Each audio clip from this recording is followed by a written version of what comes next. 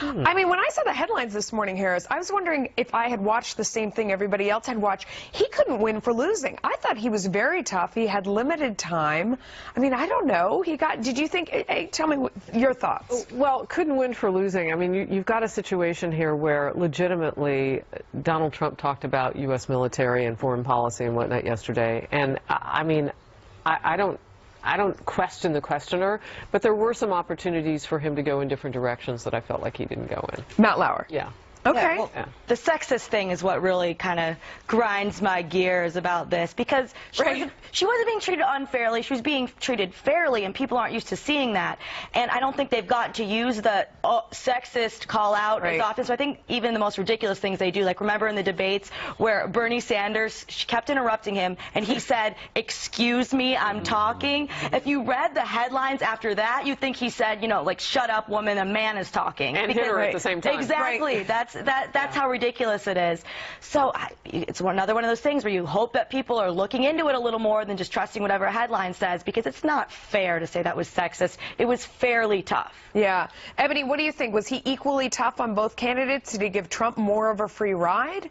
I think it was circumstantial. I think it's Hillary Clinton's own fault that, 13 minutes were taken up by emails because of choices she made as Secretary of State. Yep. I agree, Harris. I think there were other opportunities that Matt could have taken there. But it's also up to you as the candidate at some point. I think you have the liberty and you can assert yourself.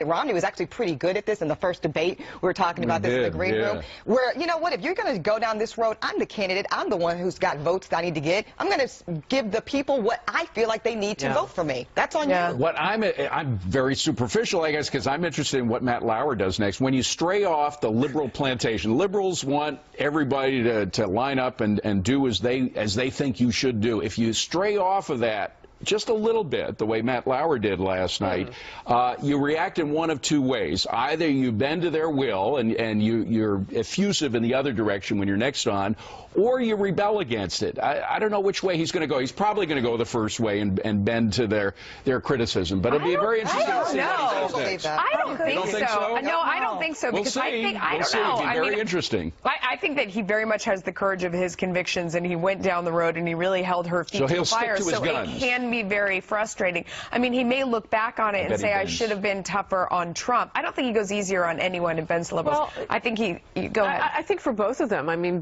they're both having a conversation about foreign policy and U.S. military right now. So to have had the juxtaposition of asking questions to one and asking questions to the other, it gives the American voter an opportunity to look at their policies. I agree with that. When you go down one road with one and then you decide to go down the other with the other, you don't get very deep on either one, and it doesn't help anybody vote. Yeah, you're right. That's a great point. Informative. That's a great point.